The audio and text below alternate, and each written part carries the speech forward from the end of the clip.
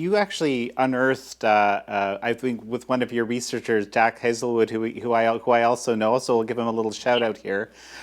You became aware of a submission, I think it was in 2011, to the Biological Weapons Convention that the Chinese regime gave, and then Jack unearthed this, and it's an incredibly fascinating document, and like what's in there is kind of, I was stunned to see that such a thing was submitted by the CCP to a international body.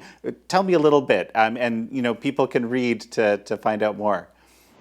Yeah. Well, first I have to give credit to Miles Yu here again, because when Miles Yu was looking into this subject for Mike Pompeo, he found out that there was a Chinese government submission to the United Nations Biological Weapons Convention in 2011, and he found reference to it in another document, and it had the subheadings that were included in the Chinese government submission, but he wasn't able to get hold of the submission itself, and he then passed on the details of it to the State Department, to Dave Asher and their team, but they weren't able to get hold of the document itself. But after Miles told me about it, and after he showed me what the headlines were, things like man-made synthetic viruses, and I was desperate to get hold of the document. So I had Jack Hazelwood and another, I had these amazing researchers who were helping uncover things in the depths of the internet for me that I don't know how to do. Another researcher as well, they went searching for it. And Jack was able to uncover the document. It had never been reported on before, ever. And it is the most, seriously, terrifying. It is the single most terrifying document I have ever read in my entire life. And I include the details of it in the book. It was literally mind-blowing and shocking, because it details, and this is, bearing in mind, the official Chinese government submission to the United Nations Biological Weapons Convention in 2011. That might sound like a long time ago, but they only have these conventions every 5 or 6 years. I think it's every 5 years. And their next submission in 2016 was very pared back. There was basically no detail in it. So this was their last detailed submission. And in it, they talk about the developments in technology. They talk about how, in terms of man-made viruses, in terms of viruses that have the ability to infect specific races, specific DNA, specific genes. They talk about how the synthetic biological research can pose and I quote, a latent threat to mankind. They talk about the risks of doing this research specifically, and how it can cause a pandemic that could end mankind. I mean, literally, this is the most shocking document anyone can ever read, right?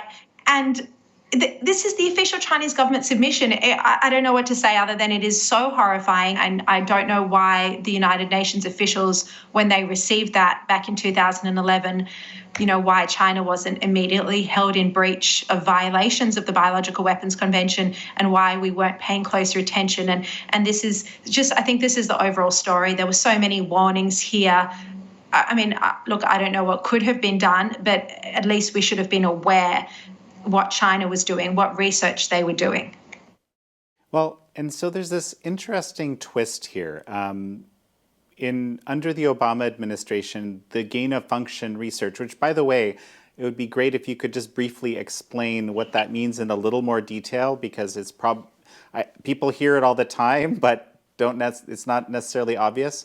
Under the Obama administration, there was a moratorium put on the U.S. being involved in gain-of-function research, but in 2017, from what I understand, NIH sort of changed that designation, and apparently quietly. It was sort of unknown by most of the people you spoke with. Yeah. So obviously, we've seen the debate now between Rand Paul and Anthony Fauci, and there are now different definitions being thrown about for gain of function. But just putting this really simply, gain of function is research that can increase the transmissibility of a virus, meaning can make it more infectious, or can make it more lethal, more deadly. Why it's called gain of function is because the virus can gain new functions. For example, the ability to infect humans when it could not infect humans previously, or say the ability to become airborne. So in effect, you're taking a pre-existing virus, giving it new abilities, and then you end up with a new virus that is more lethal, more deadly, more dangerous. The scientists who were arguing for this research say that it can help prevent a pandemic. Anthony Fauci, I found out, was one of the most senior officials, government officials, who were proponents of gain of function, who was a proponent of gain of function research. And I found a paper he wrote for MBio, the medical journal, in 2012, where he writes in this paper that gain of function research can cause a pandemic. And he talks about, especially if the research is conducted in a sloppy laboratory somewhere in the world where there's no oversight. I mean, it's almost prophetic. But he argues that, and this at the time there was debate about whether or not to ban gain of function research. This is in 2012, and then the Obama administration did ban it 2 years later. So in this paper, he's admitting that it can cause a pandemic, but he argued that the risks were worth it for the benefits that it can bring, which is seeing which viruses could cause a pandemic. Now, it's important to note that many, many, many scientists have strongly and publicly argued that there is no proof that any of this work, gain of function work, there's no proof that it has ever been able to prevent a pandemic. Creating new viruses, they say, does not help to prevent a pandemic, and they were arguing really strongly against it. That's why a ban was introduced, or more technically correct, it was a pause of gain of function research in 22 fields, including with coronaviruses, with MERS, with influenza viruses. Now, in 2017, this pause was lifted. This was under the Trump administration. Now, my understanding from my reporting is that this was done in a meeting with the Office of Science and Technology Policy. So this is technically a White House bureau, but it was relatively junior officials, I'm told, who were there. Anthony Fauci was supporting the lift. He was behind or supporting the ban on gain of function being lifted. And it seems that no one knew that this had taken place. And I interviewed a lot of people about this and asked them if they knew, and they're on the record in the book. You know, people like National Security Advisor Robert O'Brien, Matt Pottinger, Mike Pompeo, all of this, no one knew he had lifted the ban on this research. No one even had heard of the research really until it started emerging in media reports well after the pandemic. So did you reach out to Dr. Fauci for comments? Of course. Unfortunately, he only seems to agree to interviews with journalists he knows are going to be friendly and supportive. He has done interviews with the ABC here in Australia, so it's not just that I'm in Australia, and those interviews were incredibly soft. So I think you'll notice that he doesn't agree to media interviews where he's going to get a hard time or be interrogated in any way. So he did not agree, or his media advisors knocked back every single approach I made, including, even commenting on specific queries. Our team also reached out to Dr. Anthony Fauci about his position on gain-of-function research, but we did not immediately receive a response. I want to talk briefly about something in the documentary that you made alongside the book. You interview President Trump, 45, so to speak, and you basically ask him why he thinks that the Wuhan Institute of Virology may be, involved. And he says there were body bags outside of the Wuhan Institute of Virology. It's a fascinating kind of moment, and you ask for clarification, and you get further clarification from Secretary Pompeo. And so tell me a little bit about this and what verification you've done around this. It's very interesting. Yeah.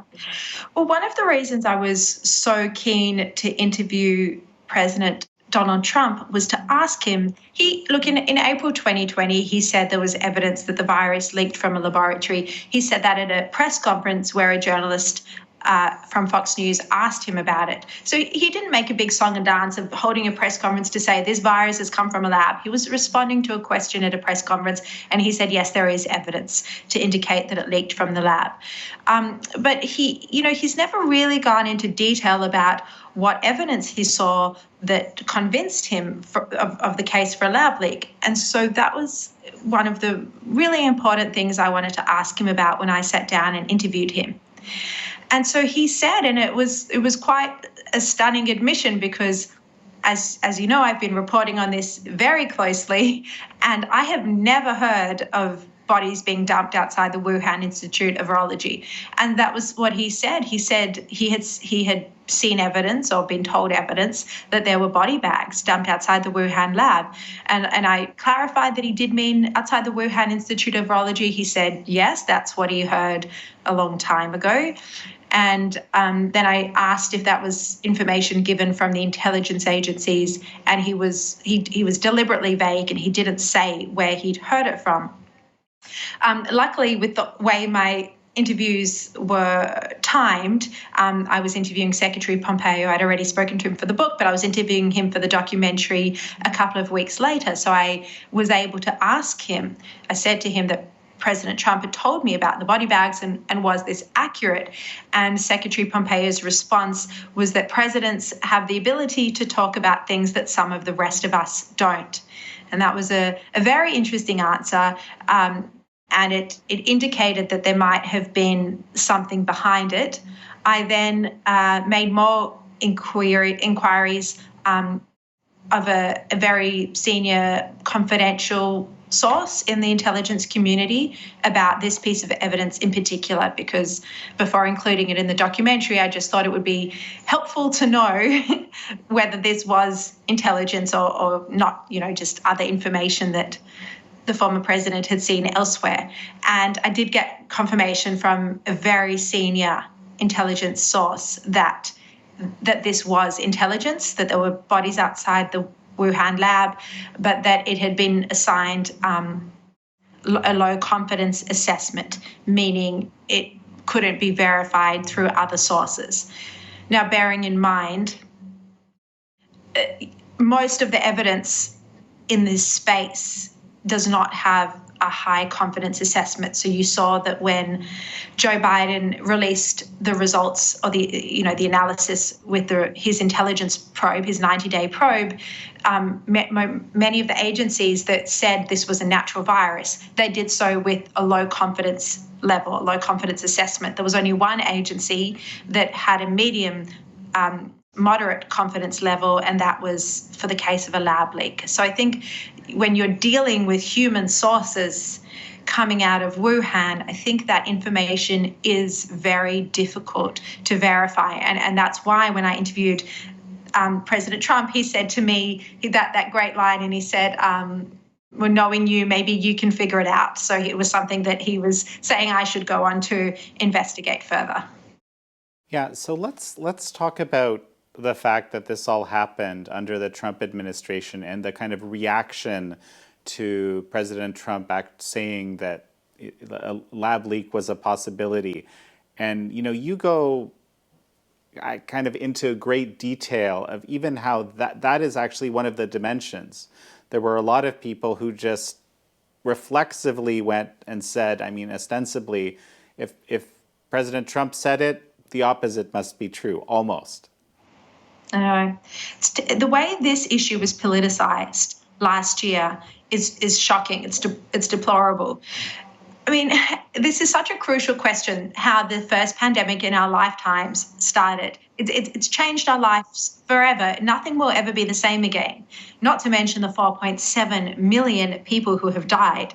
So you'd think getting to the bottom of this would be more important than anything, than politics, and yet it wasn't.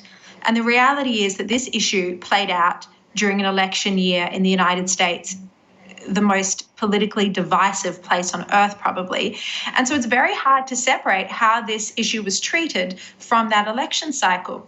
And so you had the scientific community not wanting to give any credence to what Trump was saying, even though, as I pointed out, Trump was just responding to a question at a press conference initially. So you had that play out in the scientific community. You had it play out in a major way in the media. I mean, the mainstream media outlets, they just backed the fact that this was, they called it a conspiracy theory. They were siding with the likes of Peter Daszak, giving him so much airtime. Really disgraceful.